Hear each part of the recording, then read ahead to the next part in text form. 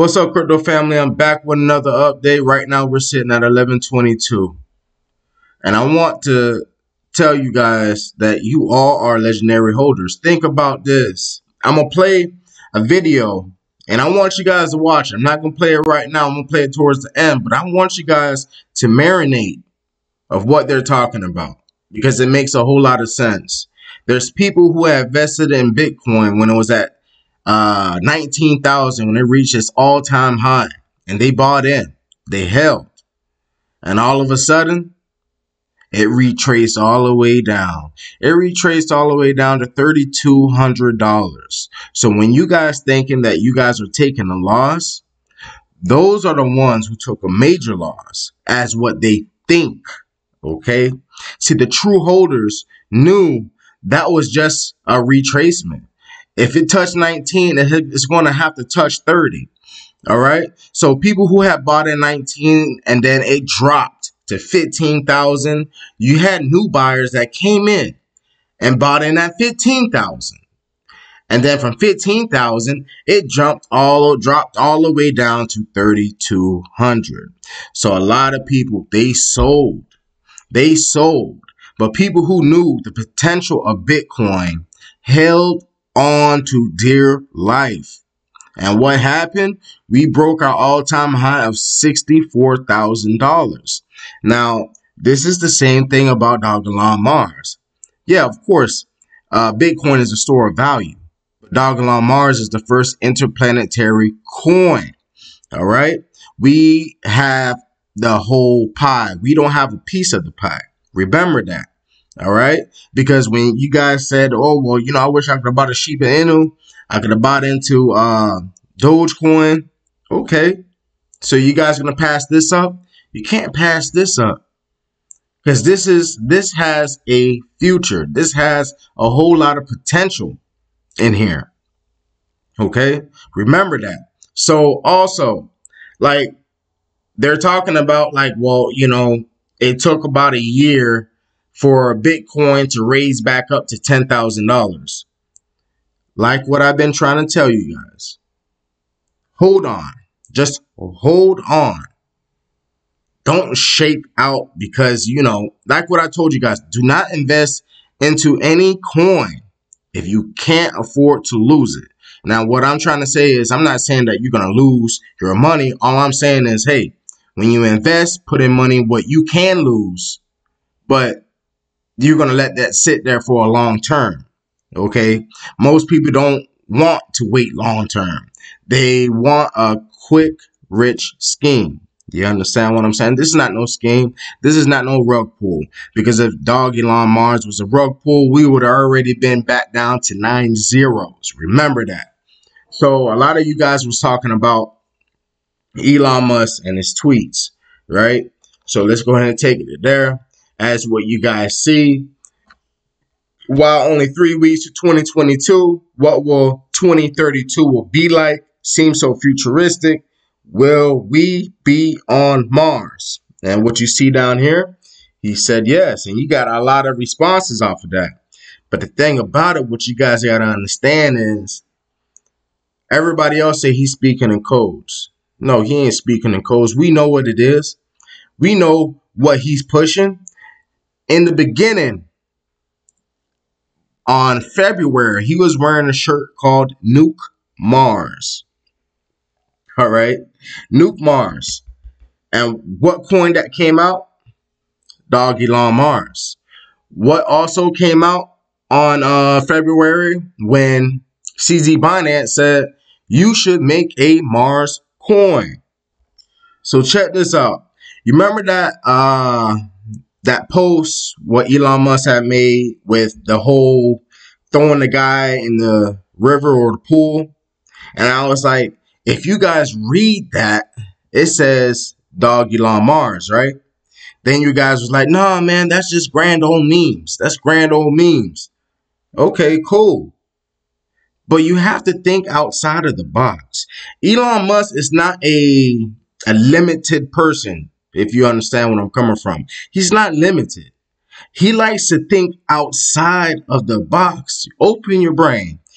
March 5th, Doge spelled backwards is E-God. Come on, fam. Come on, fam. Come on, think about it. All right. And then you see April 17th, right? Now, Dogelon Mars came out in April 2021.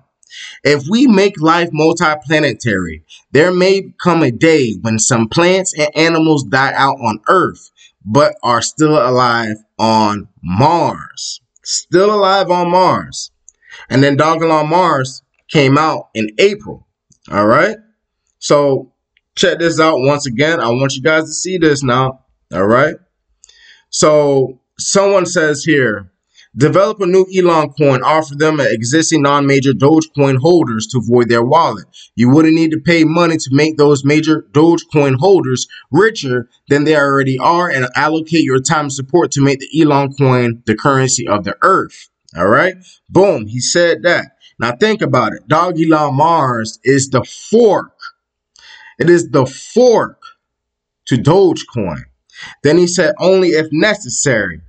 Then y'all boys coming up right now. And this is what your boys say. CZ Binance. It is necessary. Maybe call it Mars coin. Elon Musk say there will definitely be a Mars coin. Come on, man. This was in February 16th. February 16th. Dogelon Mars came out in April 2021. All right. It came out in April now. Elon Mars. If you guys can't put two and two together, family, you know what I'm saying? Like, think about it now. And then they had that whole tweet dispute. You guys have to understand that we hold an interplanetary coin that the world has not woken up to yet. They do not realize what Dogelon Mars is and what it can do. See, Dogecoin was just a meme coin. It's a people's coin. Dogelon Mars is an interplanetary coin. See, I went all the way back. See, most other people, they ain't going to go all the way back. See, I got this here. This shows you right here, family. So, with that being said, I'm going to play this little video. And I want you guys to sit through it and listen. Listen. To give y'all motivation back. You know what I'm saying? Build y'all back up knowing that we're not far away from becoming wealthy. We're not. So, listen to this video. Think about it. Let it marinate. And just because they talk about Bitcoin, it's not always about Bitcoin. This is about almost all digital currencies. They all have this same pattern. If you look at the recent price drawdown like you just described, right? So in 2017, we went from $1,000 to $20,000. It took about a year to draw down to 3,200. That was the bottom of this past bear market. Oh, don't make me feel terrible. And so from 3,200, basically between 2019, 2020, and into 2021, it then peaked again over 60,000, and then recently fell again to somewhere between 28,000 and 30,000 was kind of the most recent low. And I think to your point, people see this high degree of volatility that scares the hell out of them.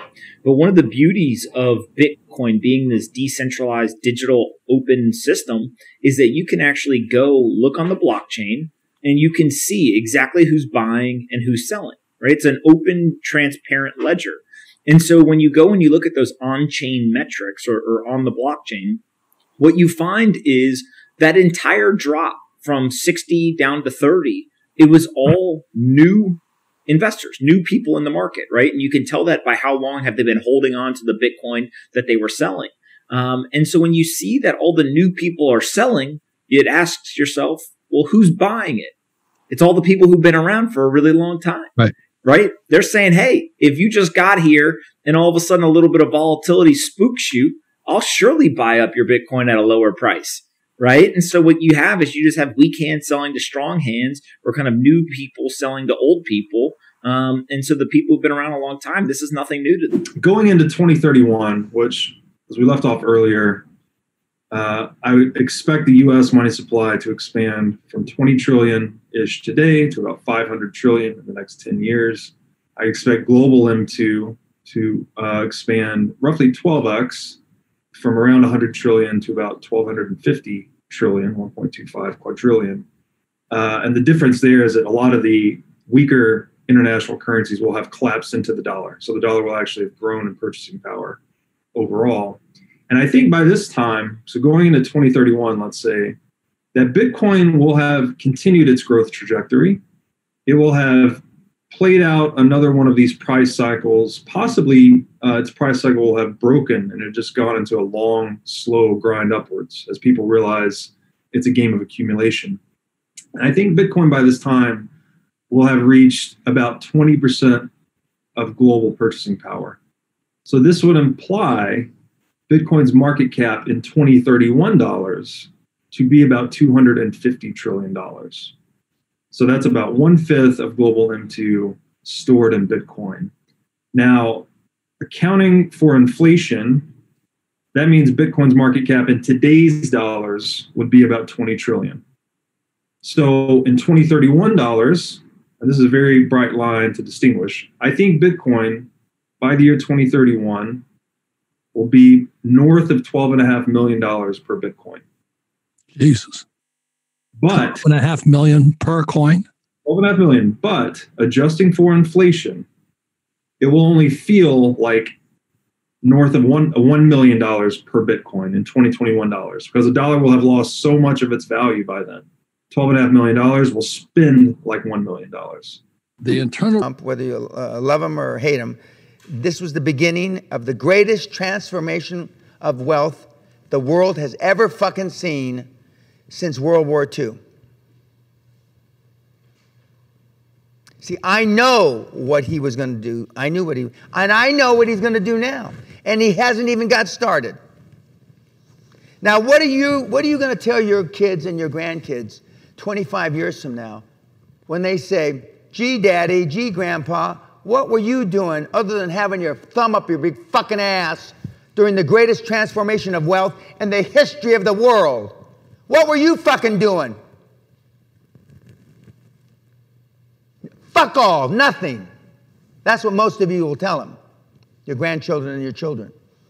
It's never going to get any better than this, kids. This is as I said on YouTube, the eye of the perfect motherfucking storm. This is it. I never thought I'd live to see it again. This is going to make the 80s look like a nursery rhyme, which I praise Allah, praise Buddha, praise God. I participated in slashing and raping everybody in the 80s, legally. This is going to make that look like a fucking nursery rhyme. And what are you going to tell your kids? Oh, I had to spreadsheet it. I had to think about it. I had to read another book on M&A, you fucking morons.